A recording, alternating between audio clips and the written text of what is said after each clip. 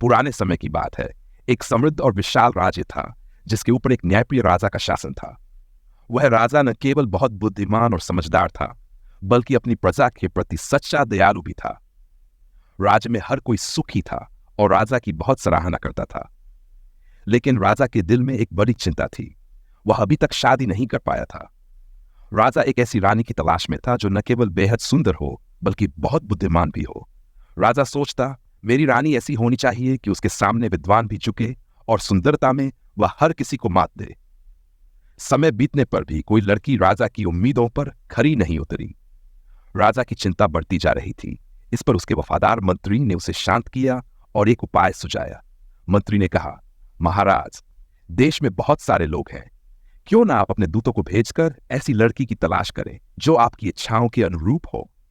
राजा ने यह सुझाव स्वीकार किया और दूतों को देश भर में यात्रा करने का आदेश दिया, ताकि वह ऐसी लड़की को खोज सकें जो उसके मानकों पर खरा में गए। लेकिन कई सालों तक खोजने के बाद भी कोई लड़की राजा की अपेक्षाओं पर खरी नहीं उतरी। दूतों ने ढेरों सुंदर और समझदार लड़कियों से मुलाकात की, लेकिन समस्या यह थी कि जो लड़कियां बहुत सुंदर थीं, उनमें जान की कमी थी, और जो समझदार थीं, वे उतनी सुंदर नहीं थीं। राजा का धैर्य टूटने लगा। राजा ने सोचा, अब क्या किया जाए? मुझे एक योग्य उत्तराधिकारी चाहिए, लेकिन बिना रानी के ये कैसे संभव होगा? उसकी चिंता दिन ब दिन बढ़ने लगी और वह न रात को ठीक से सो पाता था, न दिन में शांति से बैठ पाता था। एक दिन राजा के सबसे वफादार और बुद्धिमान मंत्री ने एक नया उपाय सुझाया। मंत्री ने कहा, महाराज, क्यों ना आप एक गरीब आदमी का रूप धारण कर गांव गांव जाएं? शायद इस तरह से आपको वह लड़की मिल जाए जो आपकी उम्मीदों पर खरी उतरे। राजा ने यह सुझाव सुनकर सोचा और इसे दिलचस्प पाया। राजा ने साधारण वस्त्र पहन लिए और एक गरीब व्यक्ति के रूप में महल से बाहर निकल पड़ा। जैसे ही वह अपनी प्रजा के बीच आया, उसने महसूस किया कि यह यात्रा उसे एक नया अनुभव देने वाली है। अब वह राजा नहीं, बल्कि एक साधारण आदमी था, और उसने पहली बार अपनी प्रजा को उनकी दृष्टि से देखा। रास्ते में राजा एक किसान से मिला जो अपने गांव लौट रहा था। राजा ने किसान को मुस्कुराते हुए सलाम किया और कहा, अगर तुम मेरे साथ चलोगे तो मैं तुम्हें सवारी पर बिठा लूंगा। किसान ने राजा को ध्यान से देखा और हैरान होकर बोला, तुम खुद पैदल चल रहे हो, मुझे सवारी पर कैसे बिठाओगे? राजा हंसते हुए चुप रहा और साथ साथ चलने लगा। थोड़ी देर बाद दोनों एक खेत के पास पहुंचे जहां गेहूं की फसल लहलहा रही थी। किसान गर्व से बोला, देखो भाई, कितनी सुंदर फसल है। राजा ने फसल को गौर से देखा और पूछा, यह फसल कटी हुई है या बिना कटी? किसान ने चौंकते हुए कहा, यह तो कटी हुई नहीं है। राजा हंसते हुए बोला, कभी कभी चीजें वैसे नहीं होती जैसी वे दिखती हैं। किसान को राजा की यह बात समझ नहीं आई, लेकिन उसने कोई सवाल नहीं किया। वे दोनों चलते रहे। थोड़ी देर बाद वे एक शव यात्रा के पास से गुजर रहे थे। लोग शोक मनाते हुए शव को श्मशान की ओर ले जा रहे थे। राजा ने शव पर इशारा करते हुए किसान से पूछा, क्या यह आदमी जिंदा है या मरा हुआ? किसान हैरान होकर बोला, क्या तुम अंधे हो? यह आदमी मर चुका है, तभी तो लोग उसे श्मशान ले जा रहे हैं। राजा ने कहा, कभी कभी इंसान मरने के बाद भी अपनी यादों में जिंदा रहता है। किसान और अधिक चकित हो गया, लेकिन वह चुप रहा। धीरे धीरे शाम हो गई और किसान का गांव पास आ गया। किसान ने राजा से पूछा, तुम कहां जाओगे?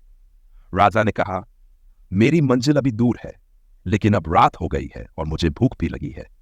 किसान को दया आई और उसने कहा, हमारे गांव में सराय नहीं है, लेकिन अगर तुम चाहो तो मेरे घर रात बिता सकते हो, सुबह चले जाना। राजा ने किसान का निमंत्रण स्वीकार किया और वे दोनों किसान के घर की ओर बढ़े। किसान का घर छोटा था, लेकिन बहुत साफ और सादगी से भरा हुआ था। घर में एक दिया जल रहा था, उसकी रोशनी में दीवारों पर छायाएं नाच रही थी। जैसे ही वे अंदर पहुंचे, किसान की पत्नी ने उन्हें देखा और नम्रता से स्वागत किया। तभी कमरे का दरवाजा खुला और वहां से एक सुंदर लड़की बाहर आई। राजा की नजर उस लड़की पर पड़ी और वह ठहर सा गया। ऐसा लगा जैसे चांदनी धरती पर उतर आई हो। लड़की ने धीरे से राजा को नमस्कार किया और एक ओर खड़ी हो गई। राजा ने घर की दीवारों को देखा और मुस्कुराते हुए कहा, यह घर बहुत सुंदर है, लेकिन एक ईंट की कमी है। किसान थोड़ा हैरान हुआ। उसने सोचा, मैंने अपनी पूरी जिंदगी इस घर को बनाने में लगा दी और यह आदमी कहता है कि एक ईंट की कमी है। किसान ने कहा, अच्छा भाई, बातें छोड़ो और हाथ मुंह धो लो, खाना तैयार है। उसकी पत्नी ने आलू और साग की सब्जी बनाई थी और साथ में हलवा भी बनाया। सबने मिलकर भोजन किया। भोजन के बाद राजा ने कहा, रात में थोड़ा टहलना सेहत के लिए अच्छा होता है। मैं थोड़ा बाहर घूमकर वापस आऊं? राजा बाहर टहलने चला गया और किसान ने दरवाजा बंद कर लिया। अब किसान अपनी पत्नी और बेटी को राजा की अजीब बातें बताने लगा।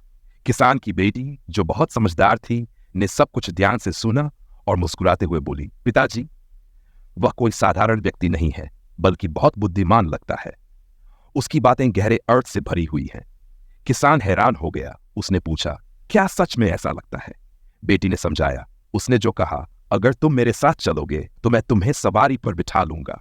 इसका मतलब यह नहीं था कि वह मुझे सवारी पर बिठाएगा, बल्कि इसका मतलब था कि अगर हम साथ चलेंगे तो यात्रा का अनुभव सुखद होगा। किसान की बेटी ने राजा की दूसरी बात पर भी समझाया। जब किसी की मृत्यु होती है तो उसके अच्छे कामों के कारण वह हमेशा जीवित रहता है। राजा जब श्मशान की ओर इशारा करते हुए पूछा था कि वह आदमी जिंदा है या मरा हुआ, तो इसका मतलब यह था कि लोग अपने अच्छे कर्मों के कारण हमेशा याद रहते हैं। राजा ने फिर किसान के घर के बारे में जो टिप्पणी की थी, यह घर बहुत अच्छा है, लेकिन एक ईंट की कमी है। उसका मतलब यह था कि वह मेरे दांत के बारे में बात कर रहा था। जब मैं बोलती हूं तो मेरे एक दांत में कमी दिखती है, और राजा की टिप्पणी का मतलब यही था। राजा ने उनकी बातें छुपकर सुनी, और जैसे ही लड़की ने अपनी बात समाप्त की, राजा ने दरवाजा खटखटाया। किसान ने दरवाजा खोला और राजा मुस्कुराते हुए बोला, तुम्हारी बेटी बहुत बुद्धिमान है। राजा ने अपना परिचय देते हुए कहा, मैं इस राज्य का राजा हूं और मुझे लगता है कि मैं वही व्यक्ति हूं जिसे तुम्हारी बेटी ने समझाया था।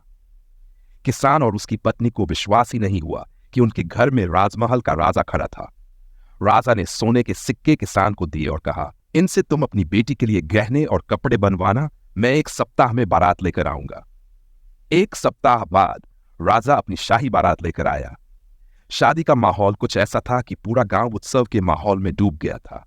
राजा ने आसपास के सभी गांवों को आमंत्रित किया और एक बड़े उत्सव का आयोजन किया।